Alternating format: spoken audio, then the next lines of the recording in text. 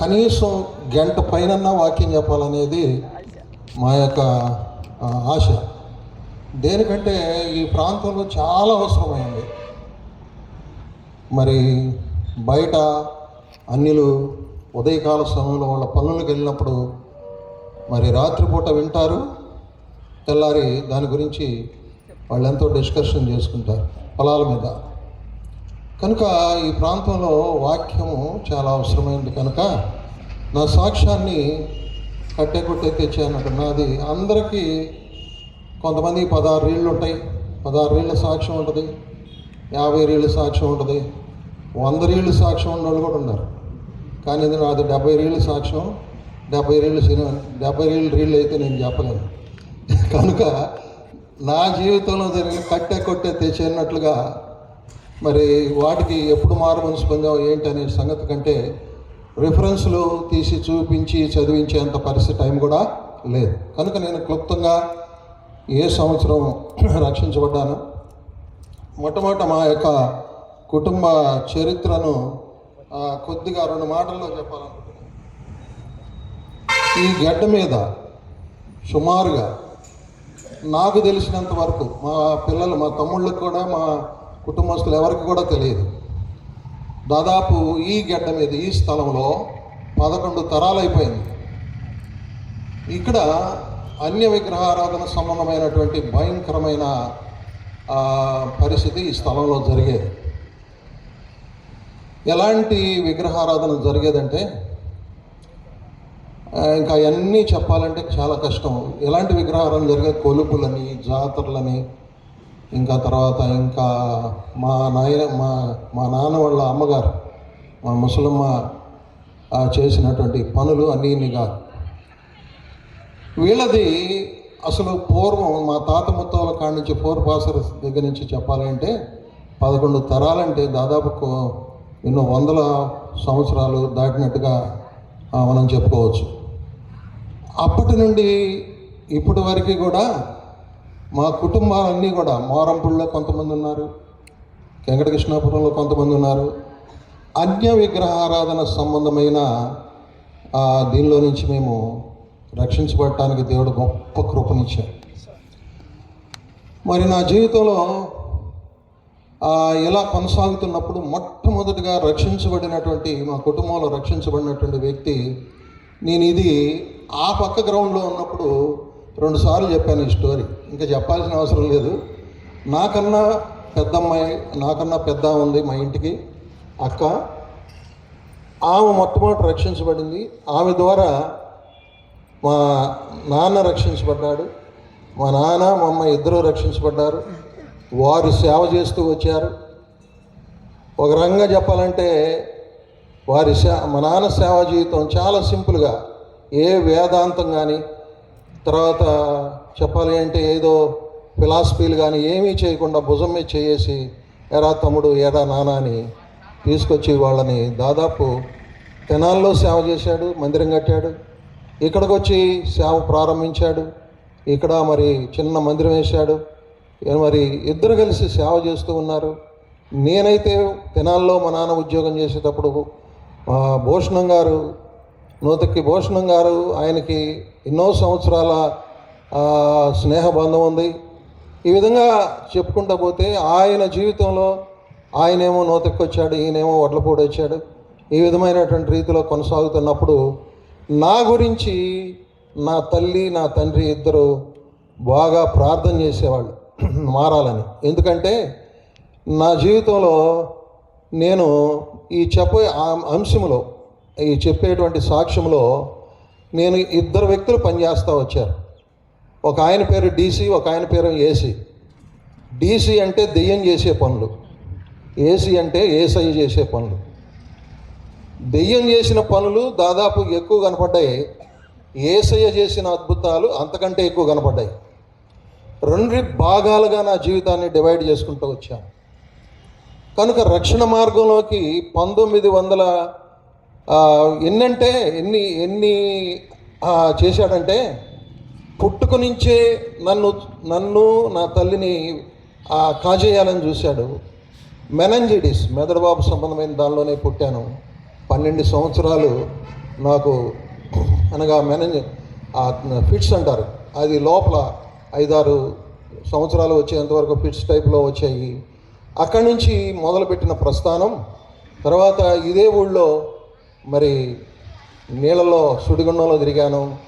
ఇంకా చెప్పాలి అంటే నా జీవితంలో నేను వైద్య రంగంలో దాదాపు 38 సంవత్సరాలు 1977 డిసెంబర్ 1వ తారీఖున అక్షరాభ్యాసం దిద్దాను.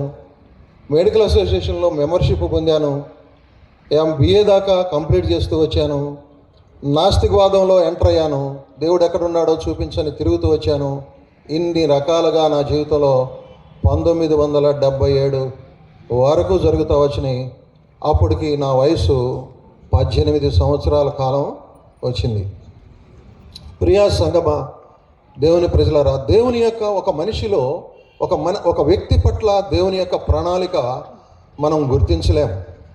సాతాను మనల్ని అనేక రీతులుగా జల్లెడబట్టి మనల్ని ఇబ్బంది పెడుతున్నప్పుడు, మన జీవితాన్ని గలిబిలి చేస్తున్నప్పుడు దేవుని యొక్క సంగతులు ఎప్పుడు అర్థమవుతాయి అంటే పూర్తిగా దేవుని ఎరిగి ప్రభువైనటువంటి యేసుక్రీస్తు వారిని మన హృదయంలో చేర్చుకున్న నాటి నుండే మనకు ఎవరేం చేస్తున్నారు అనగా దెయ్యం చేసే పనులేంటి, యేసయ్య చేసే పనులేంటి అనేటువంటి సంగతుల్లో చెప్పాలి అంటే చాలా విషయాలు కూలంకషంగా ఉన్నాయి. కాబట్టి 77 వరకు ఒకసారి నా 77కు ముందు నా కాళ్ళు 2 10th క్లాస్ చదివేటప్పుడు నా కాళ్ళు 2 ఇన్ఫెక్షన్ వచ్చినాయి. దాదాపు ఏ పరిస్థితి వెళ్ళిందంటే ప్రాణాపాయ పరిస్థితి వెళ్ళింది. ఇదే గ్రామంలో నీటి సుడిగుండంలో తిరిగి ప్రాణాపాయ పరిస్థితి వచ్చింది. అక్కడి నుంచి మొత్తం లెక్కేస్తే ఒక 50 ఎపిసోడ్లు అయిపోయి ఉంటాయి దెయ్యం చేసిన పనులు. లాస్ట్ ఫైనల్గా వచ్చేసరికి మీకు అందరికీ తెలుసు, హార్ట్ బైపాస్ సర్జరీ, ఏలూరు రోడ్లో జరిగిన యాక్సిడెంట్. తర్వాత నిజామాబాద్లో బాగా సంపాదిద్దాం, ఇంకా దేవుడు లేదు దేవరా లేదని అక్కడికి వెళ్ళి ఉన్నప్పుడు అక్కడ జరిగినటువంటి యాక్సిడెంట్, అక్కడ జరిగిన యాక్సిడెంట్ పూర్తిగా కోమాలకు వెళ్ళిపోయి చచ్చిపోయాడని ఇక డెడ్ బాడీ తీసుకొస్తున్నారని ఇక్కడ ఆడావడి, ఇంటి దగ్గర ఆడావడి. ఈ విధమైనటువంటి క్రమంలో నా జీవితం కొనసాగుతున్నప్పుడు అనగా దేవుని యొక్క మహత్యాన్ని నేను ఎప్పుడు గుర్తెరిగాను అంటే 1984 డిసెంబర్ మాసంలో మిడ్నైట్లో 31వ తారీఖు మిడ్నైట్ నిజంగా దేవుని యొక్క ప్రత్యక్షతను కనులారా చూస్తూ వచ్చాను. నేను ఈ రిఫరెన్స్లు ఇవన్నీ తీసి చూపించడానికి మనకు సమయం లేదు కాబట్టి నేను క్లుప్తంగా ముగిస్తా ఉన్నాను. కాబట్టి ఇలాగా నా జీవితంలో ఈ వెంటబడుతూ పాము గండం, నీటి గండం, కరెంటు గండం, అన్ని గండాలు, అన్ని పరిస్థితుల నుండి దేవుడు తప్పిస్తూ వచ్చాడు. ఒకసారి ఆపరేషన్ థియేటర్లో నేను ఆపరేషన్ థియేటర్లో అసిస్టెంట్గా పనిచేశాను. డాక్టరు ఆపరేషన్ నేను చూడని ఆపరేషన్ లేదు, పాల్గొన్న ఆపరేషన్ లేదు, ఒక బ్రెయిన్ తప్ప అన్ని ఆపరేషన్స్లో నేను పాల్గొంటూ వచ్చాను. వైద్యంలో చాలా పేరు సంపాదించాను, కానీ ₹1 కూడా సంపాదించలేదు. నా కుటుంబం కష్టాల పాలవుతూ వచ్చింది, నా భార్య పిల్లలు కష్టాల పాలవుతూ వచ్చారు. అట్లని వైద్యం బాగోలేదని ఇందులోకి రాలేదు. 6 సంవత్సరాలు దెబ్బల మీద దెబ్బలు కొడితే తప్ప నేను దేవుడు ఉన్నాడు అన్న సంగతిని గుర్తిరగలేకపోయాను. నాస్తికవాదంలో తిరుగుతూ మరి చైతన్య కళాశ్రవంతి అనే ఒక నాస్తిక సంఘాన్ని ఏర్పాటు చేసుకొని అందులో సభ్యుడిగా చేరి మరి ఎక్కడున్నాడో చూపించని రోడ్ల మీద ప్రదర్శనలు ఇస్తూ రకరకాలైనటువంటి పరిస్థితుల్లో కొనసాగుతూ వచ్చాను. ఈ విధంగా హేతువాదం అనేది కొంచెం ఒకసారి ప్రొఫెసర్స్తో వాదన పెట్టుకున్నప్పుడు మా కన్నా పెద్దమ్మాయి ఉంది, అతనితో వాదన పెట్టుకోవద్దు, మీరు కూడా పాడవుతారు అన్నట్లు చెప్తా వచ్చింది. ఆమె రక్షించబడింది, ఆమె తర్వాత మా నాన్న వాళ్ళందరూ రక్షించబడ్డారు, కానీ నేను మాత్రం సరైనటువంటి రక్షణలోకి రాలేదు. కాబట్టి 1984 సంవత్సరంలో ఒక చోట తమాషాకి వాక్యం చెప్పొచ్చాను. ఇక్కడ లింగాయపాలెంలో ఒక డెనామినేషన్ తరఫున వాక్యం చెప్పమంటే నాకు స్టేజీ ఫియర్ లేదు, ఎందుకంటే మొదటి నుంచి నేను స్టేజీల మీద మాట్లాడిన వ్యక్తినే కాబట్టి నాకు ఆ స్టేజీ ఫియర్ లేదు. కాబట్టి వాళ్ళు వాక్యం చెప్పమంటే ఏదో మరేమో ఏదో కథ చెప్పేసి బాగా చెప్పాను అనుకొని వచ్చాను. ఆ రాత్రి దేవుని యొక్క ప్రత్యక్షత నాకు ఆ దర్శన రూపంలో మాట స్వరం వినబడుతుంది, నా కుమారుడా నా కుమారుడా అని మాట వినపడతా ఉన్నప్పుడు నేను ఆ దర్శనం ద్వారా దేవుడు ఉన్నాడు అని తెలియడానికి అనేకమైనటువంటి సంగతుల్లో గుండా నేను ప్రయాణం కొనసాగిస్తూ వచ్చాను. ఆ రోజు నుంచి మళ్ళా వెనుక తిరిగి చూడలేదు. అయినప్పటికి కూడా డీసీ వదిలిపెట్టలేదు. మరింత ఎక్కువైపోయింది, మరింత శ్రమ ఎక్కువైపోయింది. మా అమ్మ వాళ్ళు, మా నాన్నమ్మ ఇద్దరు కూడా వాళ్ళ కుటుంబం సంఘం ఏర్పాటు చేసుకొని వాళ్ళ ద్వారా ప్రార్థనలు చేయటం, మా అక్క వాళ్ళు ప్రార్థనలు చేయటం, ఈ విధమైనటువంటి క్రమంలో సంపూర్ణమైనటువంటి దేవుని సేవలోకి రావడానికి నాకు టెస్ట్ పెట్టుకొని ఓ పక్కన వైద్యం చేస్తూనే, ఓ పక్కన మంగళగిరి పద్మాస్ ప్రార్థనా మందిరంలో 12 సంవత్సరాలు కొనసాగుతూనే, 13 సంవత్సరాలు కొనసాగుతూనే మరి ఈ విధమైనటువంటి క్రమంలో తిరుగుతున్నప్పుడు సంపూర్ణంగా దేవునికి సమర్పించుకోవడానికి 6 సంవత్సరాల కాలం పట్టింది. కనుక ప్రియులరా, నా జీవితంలో ఎన్నో మలుపులు తిరుగుతూ వచ్చినాయి. ఇప్పటికీ కాల్లో మరి చెప్పాలి అంటే ఇప్పటికీ కాల్లో కూడా రాడ్ ఉంది. అది అప్పుడప్పుడు పెయిన్ పెడతా ఉంది. గత 3 రోజుల నుంచి కూడా పెయిన్ పెడతానే ఉంది. అయినప్పటికీ కూడా నాకున్నటువంటి పాలసీ అంటే ఎప్పుడు దేవుణ్ణి గురితెరిగానో, అంటే 40 సంవత్సరాల క్రితం గురితెరిగినటువంటి ఆ ప్రస్థానం మరలా తిరిగి చూడలేదు. ఇటు వైద్య రంగంలోను, తర్వాత ఇటు దేవుని సేవలోను, పరిచర్యలోను కొనసాగుతూ వచ్చాను. మరి మొట్టమొదట నేను వెళ్ళినటువంటి సంఘం వెంకటపాలెంలో యెరూషలేం ప్రార్థనా మందిరంలో బ్రదర్ ఇర్మియాతో నా ప్రస్థానం మొదలైంది. ఆయన యొక్క ఆధ్వర్యంలో మరి చెప్పాలి అంటే నిజంగా ఆయన ద్వారా నేను ఈ స్థాయిలో నిలబడటానికి గల కారణం ఆయన ప్రేమించిన మొట్టమొదటి ఆయన నన్ను ప్రేమించిన విధానం, నన్ను నా కుటుంబాన్ని ప్రేమించిన విధానంలో నేను సంపూర్ణంగా లోబడి ఆయనకు సహకారిగా ఉంటూ వచ్చాను. కనుక ప్రియులారా గమనించండి, ఈ విధమైన రీతిలో కొనసాగుతున్నప్పుడు ఇంకా నన్ను డీసీ వదిలిపెట్టలేదు. మరలా చెయ్యరిగిపోయింది. ఓ పక్కన కాలు ఎరిగింది, ఓ పక్కన ఏం చేసిన పని ఏంటి చెప్పండి, చెయ్యర కొట్టింది. అంటే హైవే మీద వెళుతున్నప్పుడు యాక్సిడెంట్ అయింది, చెయ్యరిగిపోయింది. ఇప్పుడు దీనిలో ప్లేట్లు ఉన్నాయి, దీనిలో ప్లేట్లు ఉన్నాయి. ఇప్పుడు ఈ బాడీ అంతా ఏమైందంటే ఐరన్ బాడీ అయిపోయింది. ఏమైపోయింది? ఐరన్ బాడీ అయిపోయింది. అంటే దేన్ని లెక్క చేయకుండా పరిచర్యలో ఇప్పటి వరకు వెనుకట్టు తిరిగి చూడకుండా అటు పద్మాసులో అన్ని సంవత్సరాలు మరి బ్రాంచెస్లో పనిచేస్తూ వచ్చాను. తర్వాత మరి ఇరిమియన్న జోసెఫ్ అన్న వివాహం ముందు నుంచే నాకు వీళ్ళక అన్న తెలుసు. అయినప్పటికి కూడా ప్రత్యేకమైన రీతిలో ఇరిమియన్న తీసుకొచ్చి జోసెఫ్ అన్నకు అప్పచెప్పాడు. ఆ రోజు నుంచి ఈ రోజు వరకు కూడా ఇక మీకు తెలుసు, లాస్ట్ ఫైనల్గా ఇక పూర్తిగా వీడు ఎన్ని చెప్పినా వింటలేదని హార్ట్ అటాక్ గురించి ఒక 2 మాటలు చెప్పాలనుకుంటున్నాను. హార్ట్ అటాక్ వచ్చిన తర్వాత జరిగే ఆపరేషన్లో చాలామంది దేవుణ్ణి ఎరగని వారికి ఆత్మ డివైడ్ అవుతుందని సంగతి మీకు తెలుసా? Operation open heart bypass surgery చేసిన తర్వాత ఇక్కడ ఉన్నటువంటి చుట్టూ ఉన్న ఈ తడికని కట్ చేస్తారు. లోపల ఉన్నటువంటి అదంతా కూడా తీసి బయట పెడతారు గుండెని. ఆ సమయంలో 6 గంటల వ్యవధిలో ఆత్మ బయటకు వెళ్తుందన్న సంగతి మీకు తెలుసా? నేను వెళ్ళాను. మంచి పోరాటం జరిగింది. డీసీకి నాకు మంచి పోరాటం జరిగింది. ఎంత పోరాటం జరిగిందంటే వాడు నన్ను అగ్నిలోకి తీసుకెళ్ళటానికి ప్రయత్నం చేశాడు. నేనన్నాను, నేనే సవాలు విసిరాను, నువ్వు కాలిపోతావో నేను కాలిపోతావో చూస్తా అని చెప్పని పోటీ పెట్టుకొని అగ్నిలోకి తీసుకెళ్ళాను. నేనే తీసుకెళ్ళానండి. తీసుకెళ్ళిన తర్వాత అగ్నిలో వాడు కాలిపోయాడు. నేను సూటు బూట్ వేసుకొని బయటకు వచ్చాను. అప్పుడు దేవుని యొక్క స్వరం వినపడి వెళ్ళిపోమని చెప్పి, అంటే మరలా వాళ్ళు ముగింపు సమయం వచ్చేసరికి, వాళ్ళ ముగింపు సమయం ఉందో ఏమీ తెలియదు అసలు. హార్ట్ బైపాస్ సర్జరీ అంటే పూర్తిగా చచ్చి బతికినట్టే. చాలామంది జీవితాల్లో అదే.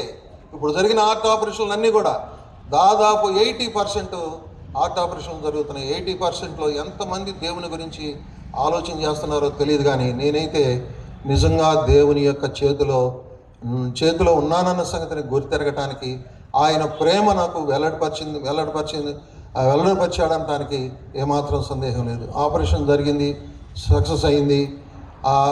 డాక్టర్ చాలా డేంజర్ పొజిషన్ నుంచి నువ్వు బయటకు వచ్చావు అన్నాడు. తెల్లారి పొద్దున్నే జోసెఫ్ అన్న వచ్చాడు. ఐజాక్ బ్రదరు జోసెఫ్ అన్న ఇద్దరు వచ్చారు హాస్పిటల్కు, పరామర్శించారు. కాబట్టి ఆనాటి నుంచి 1977 నుంచి జరిగిన సంఘటనలన్నీ కొన్ని అయితే 54 నుంచి జరిగిన సంఘటనలన్నీ కూడా చాలా భయంకరంగా జరిగినాయి. అయినప్పటికి కూడా నేను ఎక్కడా కూడా మరి ఒక బ్రదర్ అన్నాడు, ఈయనేంటో బాబు పద్దాక ఎరగొట్టుకొచ్చుకుంటాడు, మళ్ళీ వస్తాడేంటి, మళ్ళీ ప్రార్థనకు వస్తాడేంటి అన్నట్లుగా. మరి వాస్తవంగా నేను ఎప్పుడు కూడా వెనక్కి తగ్గలేదు దేవుని విషయంలో. ఈ జనం ఉన్నా లేకపోయినా ఇన్ని సంవత్సరాల నుంచి ఆ మందిరం యొక్క పరిచర్యను నిలబెడటానికి దేవుడు సహాయం చేస్తూ వచ్చాడు. ఇంతటి గొప్ప మాత్రమైన కార్యం చేసి మరలా తిరిగి బ్రతికించడానికి దేవుడు కృప, ఆయన బ్రతికించాడు. ఆయన బ్రతికించిన దానిలో నేను మరలా సజీవుణ్ణి మళ్ళీ మీ మధ్య నిలబడటానికి, అసలు వాస్తవంగా చెప్పాలంటే 2025 సంవత్సరం ఇదే రోజు, అంటే నిన్నటి రోజున మేము మీటింగ్ పెట్టాలి. తెల్లారితే మీటింగ్ పెట్టాల్సిన సమయంలో అది ఆదివారం రోజు స్ట్రోక్ 3 సార్లు వచ్చింది. వెంటనే మా అబ్బాయి హాస్పిటల్లో తీసుకుపోయాడు. తర్వాత అక్కడ జరిగిన సంగతి అంతా మీ అందరికీ తెలుసు. ఎవరికి హార్ట్ ఆపరేషన్ అయినా అది కొంచెం డిఫరెంటల్గా ఉంటుంది. నేను కూడా హార్ట్ ఆపరేషన్లో పాల్గొన్నాను. హాస్పిటల్లో నేను అసిస్టెంట్గా పనిచేసేటప్పుడు పాల్గొన్నాను. కాబట్టి ప్రియులారా, వైద్య రంగంలో ఎంత గొప్ప పేరు సంపాదించుకున్నానో, నన్ను అంతగా మరి డీసీ ద్వారా శోధించబడ్డాను.